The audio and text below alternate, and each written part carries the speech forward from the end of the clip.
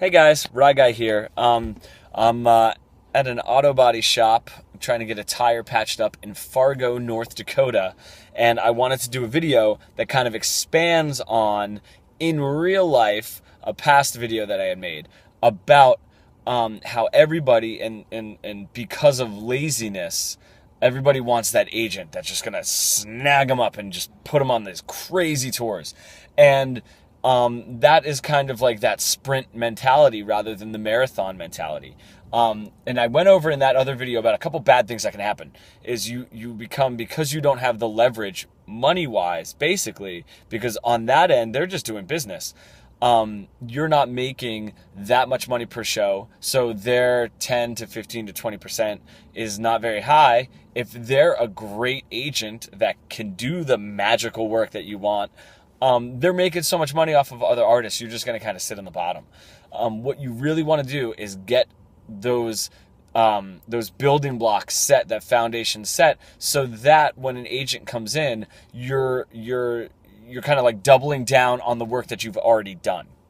Now, the reason that I want to mention that is we just did a tour that I booked some of it, and I had another agent, totally unnamed, booking some of it as well. Now, the shows that he got were pretty bad. They were pretty bad. And the shows that I got, even some of the last minute ones, were better. And not because I'm a better booking agent. That's not the case. It was because I cared more. So I paid him a little bit of money up front, which thank God I'm getting back.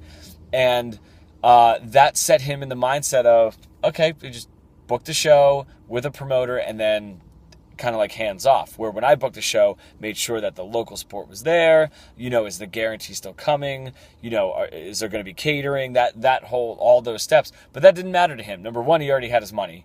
And number two, he wasn't in the band. He wasn't the one traveling.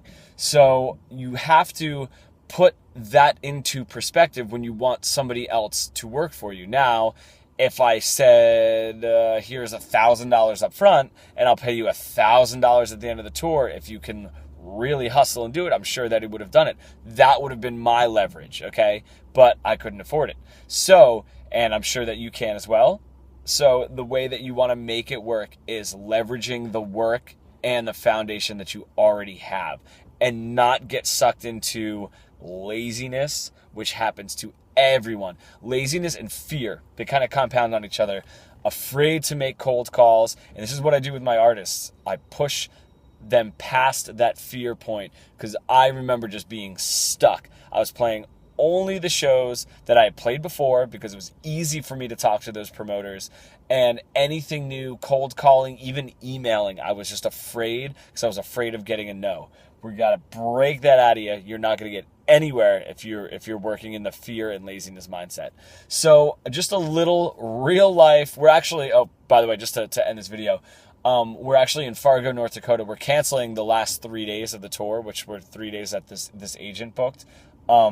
Just solely based on the fact that I don't trust the last 3 days, and I would rather get home and start working on the next one. Because the way that his shows went in the beginning, the last 3 shows are probably going to be like that. So we're just skipping through that part of the country. So in real time, do your own work, because you're going to care about it more than anybody else. All right? And any questions, guys, please hit me up.